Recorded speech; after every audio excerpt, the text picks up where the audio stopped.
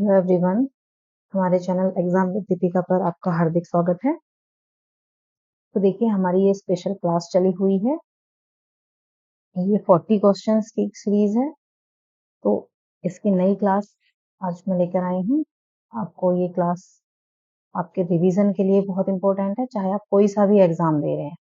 ठीक है, तो चाहे वो एसएससी है, चाहे वो रेलवे है, ठीक है, या कोई स्टेट का एग्जाम है, या आप पुलिस का कोई भी एग्जाम दे रहे हैं, तो उसके लिए ये सीरीज बहुत इंपॉर्टेंट है। तो चलिए शुरू करते हैं आज की क्लास। तो हमारा पहला क्वेश्चन है, होमो इरेक्टस की जो खोपड़ी है वो निम्नलिखित में से किस प्रागैतिहासिक भारतीय स्थल में पाई गई है? तो ये कहाँ से पाई गई है? ये हथनोरा से पाई गई है। ठीक, चलिए नेक्स्ट क्वेश्चन देखते हैं। निम्नलिखित में से किस हड़प्पा युग के स्थल पर जुताई वाले क्षेत्र के प्रमाण मिले हैं? तो ये कहाँ से मिले हैं? ये मिले हैं कालीबंगा से। अच्छा, कालीबंगा से और क्या मिला है? यहाँ से मिले हैं हवन कुंड के साक्ष्य। ठीक है, हवन कुंड के साक्ष्य यहाँ से मिले हैं। ये कालीबंगा है कहाँ? ये राजस्थान में है। ठीक है, चलिए नेक्स्ट क्वेश्चन है, वैदिक सिद्धांत के अनुसार निम्नलिखित में से कौन सा गलत है? क्वेश्चन है, क्षत्रिय या योद्धा शासकों की जो उत्पत्ति है, पुरुष पुरुष यानी ब्रह्मा को कहा गया है यहाँ परम पुरुष, तो उनकी वहां से हुई।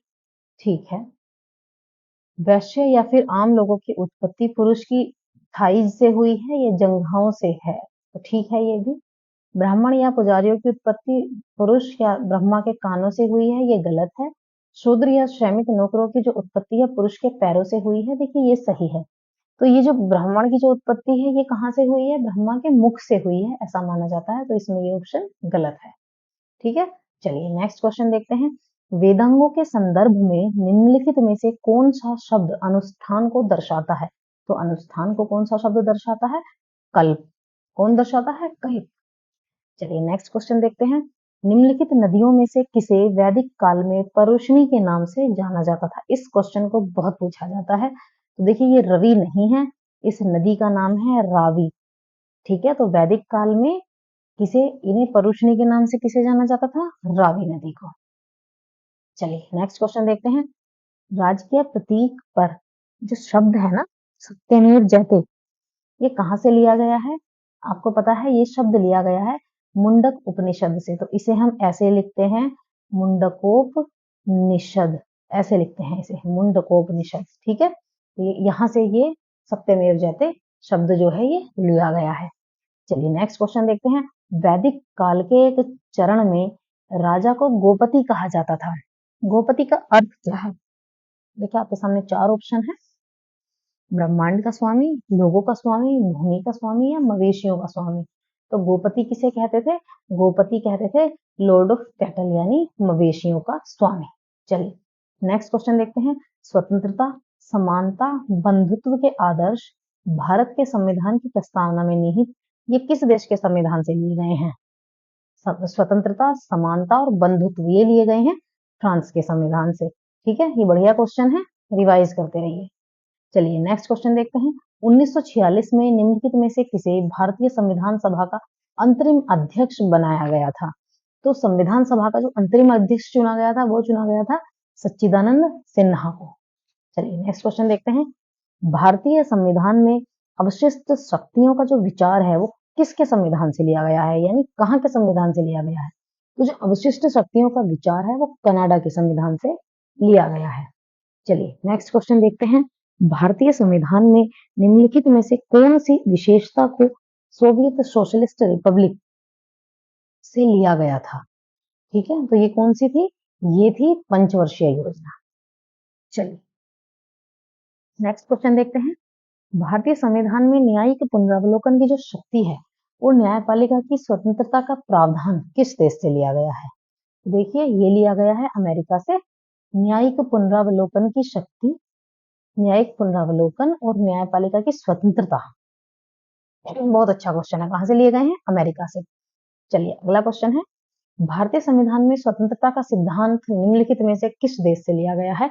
तो जो स्वतंत्रता का सिद्धांत, आपसे एक एक वर्ड भी पूछा जा सकता है, तो कहां से लिया गया है स्वतंत्रता का सिद्धांत? ये फ्रांस से लिया गया है। अगला प्रश्न है, भारतीय संविधान के निर्माताओं ने स्वतंत्रता, समता और बंधुता के सिद्धांतों को किस विधान से लिया है? देखिए ये हम पहले ही पढ़ चुके हैं। किस संविधान से लिया है ये फ्रांसीसी संविधान से लिया है। ठीक है, चलिए नेक्स्ट क्वेश्चन है, हैली धूमकेतु की अवधि क्या है? तो देखिए हैली धूमकेतु जो है ये 75 से 76 वर्ष बाद दिखाई देता है। अब ये कब दिखाई देगा?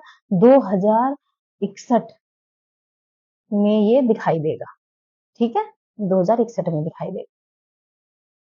चलिए नेक्स्ट क्वेश्चन है, निशाकाश, रात्रि आकाश में चमकने वाले पिंडों को किस नाम से जाना जाता है?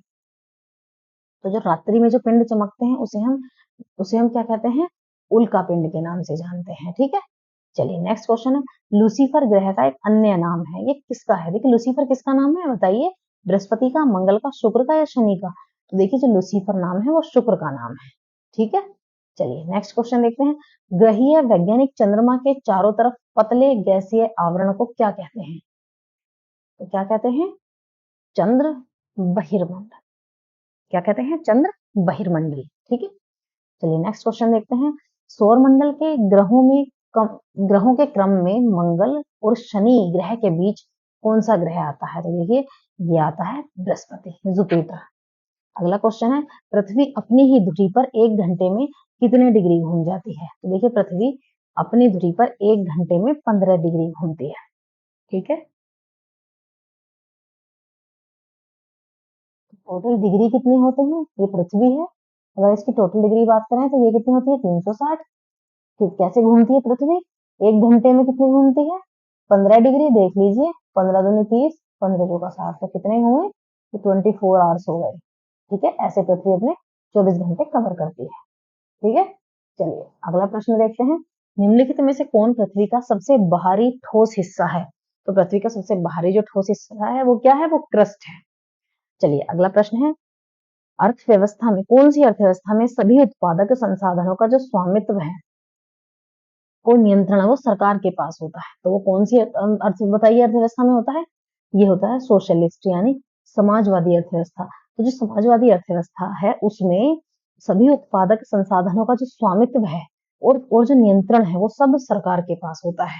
ठीक है, अगला प्रश्न है, उत्पादन के साधनों का निजी स्वामित्व अर्थव्यवस्था की एक विशेषता है।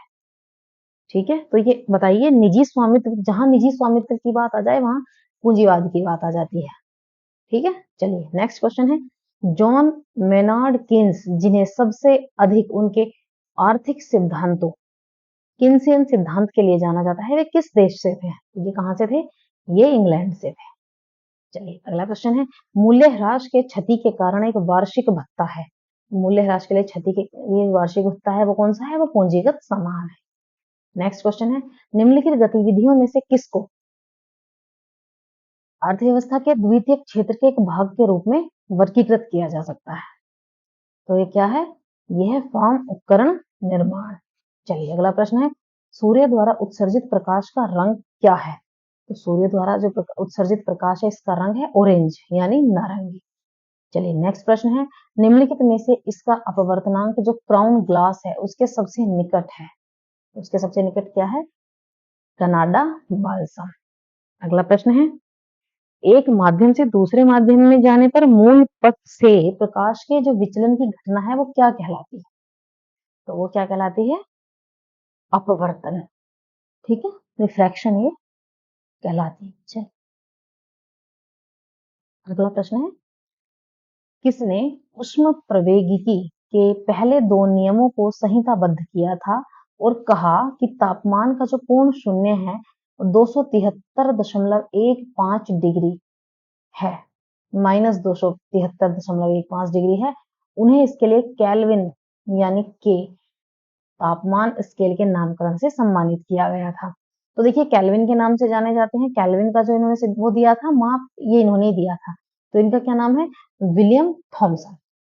ठीक है, चलिए अगला प्रश्न है, मई 2019 के अनुसार किस खिलाड़ी ने जो क्रिकेट के जो सभी 3 प्रारूप हैं, ठीक है, जैसे कि टेस्ट मैच, एक दिवसीय और T20 में संयुक्त रूप से सबसे ज्यादा इंटरनेशनल रन बनाए हैं? तो वो खिलाड़ी कौन है?